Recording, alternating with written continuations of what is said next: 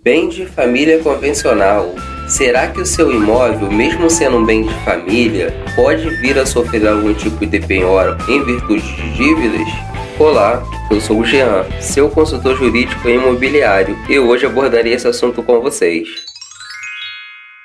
Muitas pessoas precisam de ajuda nesse assunto, pois possuem dúvidas sobre o efeito do bem de família e se esse bem pode sofrer algum tipo de penhora por causa de inadimplência. Porém, eu tenho notado que até mesmo profissionais que atuam nesse ramo possuem dúvidas e dificuldades na hora de tratar sobre esse assunto. Por isso, resolvi compartilhar esse conteúdo para poder sanar as dúvidas e deixar esse assunto bem claro. No Brasil, por uma série de motivos e fatores econômicos, financeiros e sociais, uma grande parcela da população acaba em algum momento tornando-se inadimplente. E por essa razão, por conta dessas dívidas, muitas pessoas ficam com medo de que seus bens sofram algum tipo de penhora, principalmente seu imóvel. Por esse motivo, existe um interesse muito grande no Instituto de Bem de Família. Mas é importante compreender se o bem de família é totalmente impenhorável ou se existem algumas exceções. E se existe, quais são elas? Em primeiro lugar, se faz necessário explicar que doutrinariamente existem dois tipos de bens de família. O bem de família voluntário ou convencional, que tem sua previsão legal no Código Civil Brasileiro entre os artigos 1711 e 1722, e o bem de família legal, regulado pela Lei 8.009 de 1990. No entanto, hoje abordaremos apenas o bem de família voluntário ou convencional, e o bem de família legal será abordado posteriormente no próximo conteúdo.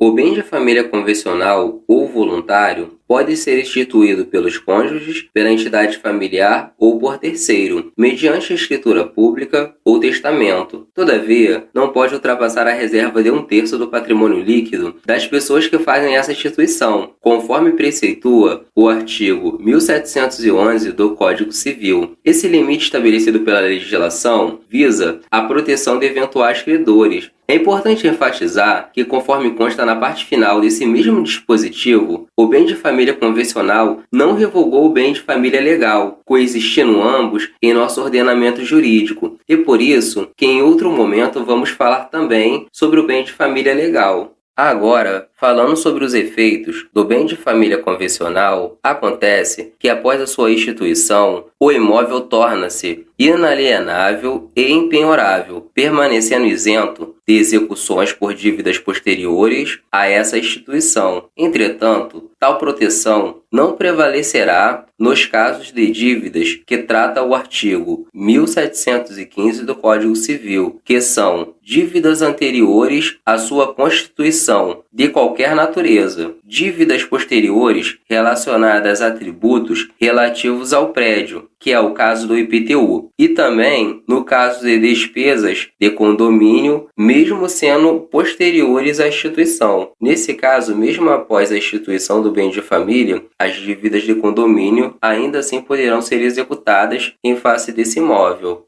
O interessante é que, mesmo no caso dessas exceções, o parágrafo único do artigo 1715 do Código Civil traz uma proteção que prevê, no caso da execução dessas dívidas, o saldo existente deve ser aplicado em outro prédio como bem de família ou em títulos de dívida pública para o sustento familiar, a não ser que, por motivos relevantes, aconselhe o juiz outra solução. E nesse caso, vai ficar essa decisão a critério do juiz. Ou seja, há uma previsão nesse parágrafo único que visa proteger o saldo remanescente para a proteção do sustento familiar. Com isso, concluímos o entendimento de que, no caso de bem de família convencional ou voluntário, esse bem pode sim sofrer penhora. Nos casos de dívidas anteriores à sua constituição, e nesse caso essas dívidas podem ser de qualquer natureza, no caso de dívidas posteriores relacionadas a tributos relativos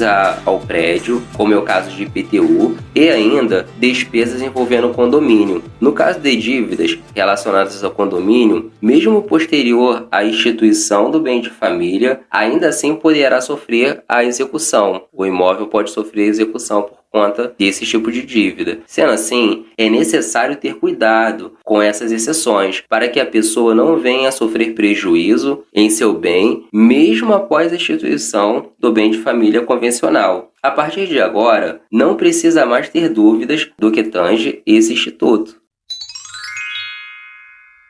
Se você tiver algum caso concreto para compartilhar ou tem alguma dúvida ou sugestão, deixe o seu comentário. Caso você tenha algum amigo que queira se aprofundar nesse assunto ou que esteja com alguma dúvida, compartilhe esse conteúdo com ele ou com ela, pode ser de grande utilidade. Em breve, eu também irei falar sobre um assunto muito interessante, bem de família legal, que é regulado pela Lei 8.009 de 1990. Vou falar também sobre seus desdobramentos. Nesse conteúdo, vamos saber se existe alguma exceção para a impenhorabilidade desse importante instituto. Então é isso, meus amigos. Se inscrevam no canal, seja um seguidor nosso para receber novos conteúdos. Se estiver assistindo no YouTube, não se esqueça de ativar o sininho para receber nossas notificações. Por hoje é só e até a próxima.